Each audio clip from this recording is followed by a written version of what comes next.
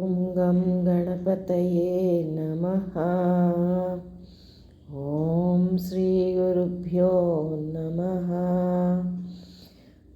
భగవాన్ వేదవ్యాస మహర్షి రచించిన శ్రీ గణేశ పురాణము మనం ఇవాళ నుంచి కొంచెంగా తెలుసుకోవటానికి ప్రయత్నిద్దాం. ఓం నమస్తస్మై గణేశాయ బ్రహ్మ విద్యాప్రదాయినే యస్త్యాగస్త్యాయతే నామ విఘ్నసాగర శోషయే. ఇలాగా విఘ్నాలనే సముద్రాలని అగస్త్య మహర్షిలాగా శోషింప చేసేవాడు బ్రహ్మ విద్యా ప్రదాయకుడు అయిన శ్రీ గణేశుడికి నమస్కరిస్తున్నాను. పూర్వం నైమిసారణ్య క్షేత్రంలో లోక కళ్యాణం కోసం సౌనకాది మహర్షులు 12 సంవత్సరాల పాటు సాగే దీర్ఘ సత్రయాగాన్ని ప్రారంభించారు. ఆ యాగంలో భాగంగా వారంతా ప్రతిరోజు కథా శ్రవణం చేస్తూ కాలక్షేపం చేసేవారు. ఒకనాడు బహుపరాజ్ఞుడైన సూత మహర్షి అక్కడికి విచ్చేశారు.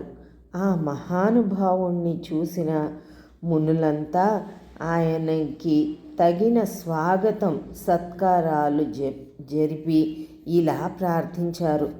మహానుభావ సూత మహర్షి, నీవు సకల పురాణాలు శాస్త్రాలు బాగా తెలిసిన వాడివి.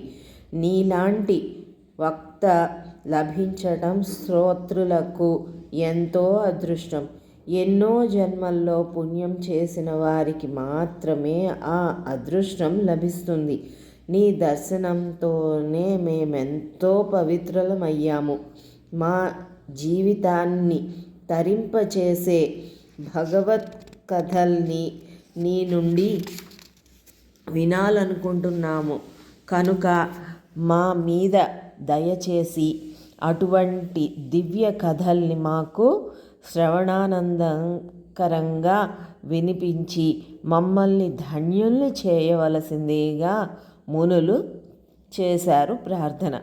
గొప్ప తపస్సంపన్నులు, నిగ్రహానుగ్రహ సమర్థులు, భక్తిపరులు అయిన ఆ ఋషులు విన్నపాన్ని విన్న సూత మహర్షి వారితో ఇలా అన్నారు.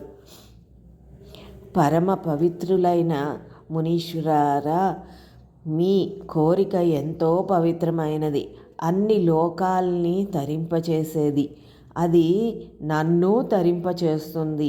కనుక మీరు కోరిన విధంగా సత్కథల్ని వినిపించాలని నాకు అనిపిస్తోంది.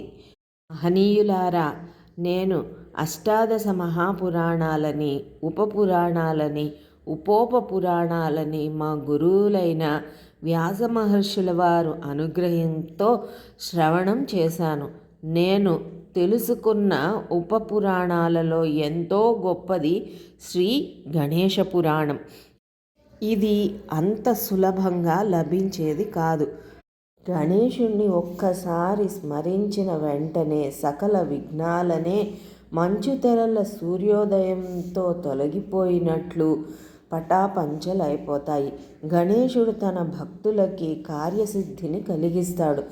ఎన్నో జన్మల పుణ్యంతోనే ఇలాంటి కథల్ని చెప్పటం, వినటం అనే భాగ్యం మానవులకి కలుగుతుంది.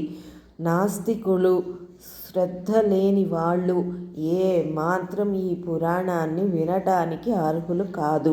గణపతి మహామహిమోపేతుడు, భక్తవత్సలుడు, నిత్య సత్యస్వరూపుడు. ఈ స్వామి సగుణుడుగా, నిర్గుణుడిగా ఆరాధింపబడుతున్నాడు.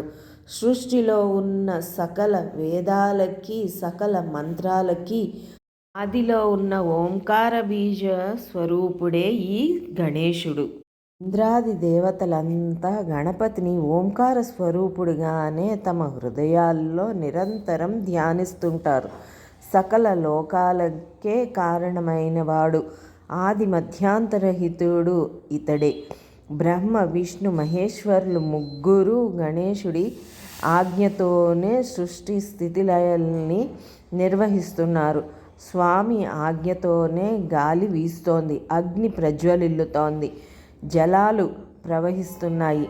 అలాంటి సర్వేశ్వరుడు, సకల జగత్తుకి కారకుడు అయిన శ్రీ గణేశుడి దివ్య చరిత్రని మీకు చెబుతాను. ఎంతో రహస్యమైనది, అమోఘమైనది అయిన ఈ పావన చరిత్రని భక్తి శ్రద్ధలతో వినండి.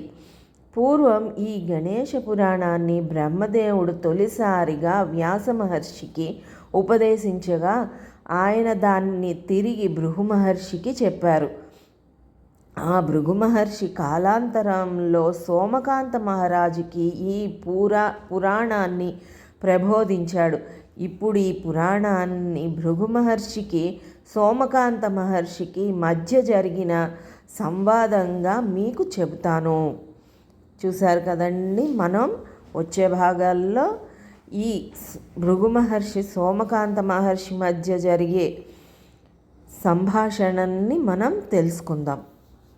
ఓం గం గణపతియే నమః.